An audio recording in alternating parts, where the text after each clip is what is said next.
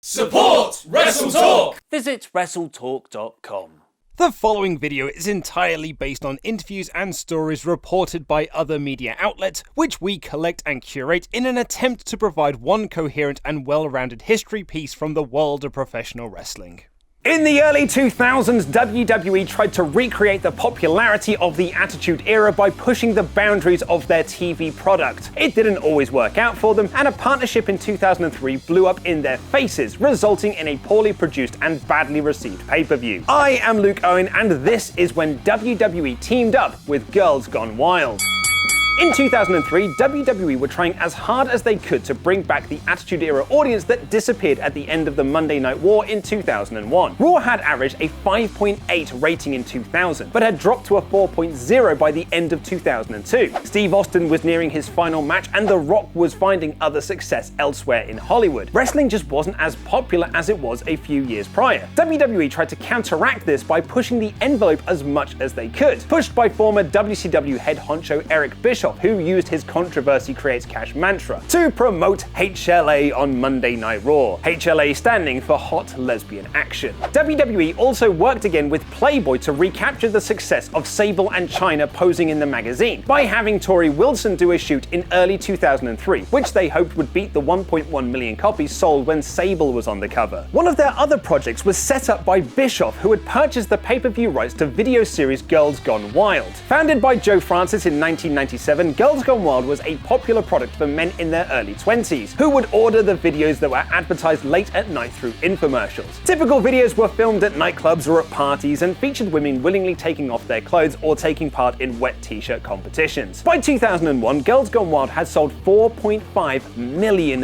videos. As reported by Slate in 2004, the brand is so popular they will soon launch an apparel line, a compilation CD with Jive records of GGW-approved club hits, and a restaurant chain described as Hooters with better food. Brad Pitt had given Girls Gone Wild videos as a wrapped gift to the cast of Troy, and Justin Timberlake had been seen wearing hats with their logo on it. They worked with popular rap artists like Eminem and most famously Snoop Dogg. This was a brand WWE wanted to get involved with. As Bruce Pritchard revealed on Something to Wrestle, Eric was the executive producer of the pay-per-view, and Eric asked WWE if they wanted to help with the production. It became a joint production of Girls Gone Wild and BHE Productions and TV and WWE. Joe Francis told The Hollywood Reporter at the time, "We have an incredible partnership with the WWE. They own the pay-per-view landscape, so there's no better people to be in business with." Bischoff and Francis set out to have the first ever Girls Gone Wild pay-per-view, which would air in March 2003 and co-produced by WWE. Joe Francis made cameo appearances on both Raw and SmackDown, and the company pushed heavily that WWE divas like Tori Wilson, Stacy Keibler, and Nydia would be at the event, promoting a body challenge between Tori and Nydia. While it was never explicitly said, it was heavily implied by both WWE and Girls Gone Wild that if you ordered this pay-per-view, you would see WWE divas expose themselves. On the night of the pay-per-view, SmackDown aired a broadcast in which Dawn Marie took her top off in front of the crowd to push this idea even further. The pay-per-view went down on March 13th, 2003, and was originally going to take place at Panama City in Florida with Josh Matthews, as that's where Bischoff used to shoot spring break episodes of WCW Nitro. However, on the day of the event, the mayor of Panama City dropped by and threatened to arrest anyone who bore too much skin for the pay-per-view. This meant the majority of the show took place at the other location in South Padre Island in Texas. That event was hosted by Jonathan Coachman with Tori, Test, supermodel Kylie Max, Joe Francis, and Snoop Dogg. Pritchard revealed on an episode of Something to Wrestle that Snoop Dogg, who was already late to the show, had an altercation with WWE director Kevin Dunn, who was on hand to lead the production. Kevin is trying to explain to Snoop what he's got to do for that night, and Snoop is just standing there staring off into the distance, puffing on a cigar. And Kevin is getting madder and madder because Snoop won't acknowledge him, and finally Snoop, without ever looking at him, goes, "Hey mother,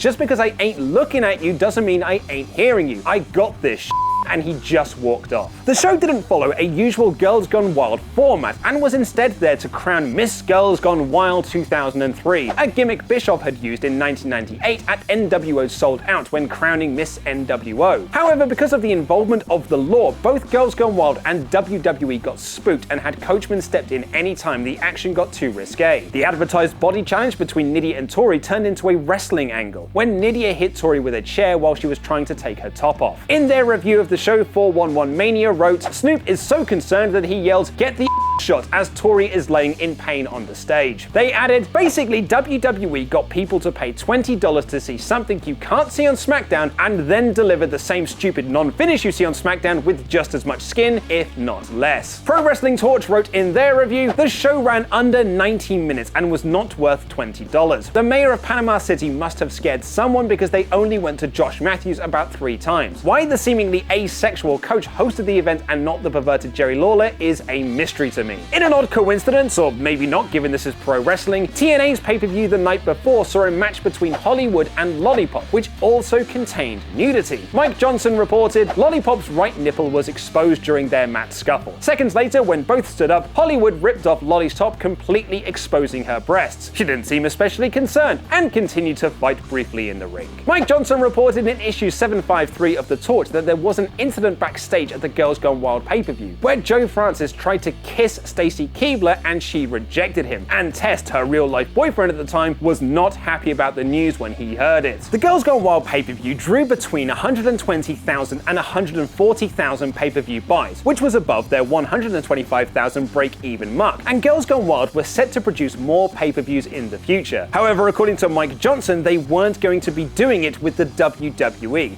Writing in The Torch, not only is WWE not interested in being involved in future GGW pay-per-view events, but GGW officials don't want to work with WWE again. Apparently, the production expenses WWE charged were double what GGW officials had forecast. The relationship between WWE and Girls Gone Wild was certainly a product of its time. When asked by Politico about the partnership during Linda McMahon's political career in 2010, WWE spokesman Robert Zimmerman said, WWE engaged in what was known as sensationalized TV in a TV-14 environment. Since then, WWE has made a full transition to TV PG content and storylines. Check out another WWE Backstage Expose episode by clicking the videos on screen right now to get more awesome wrestling content.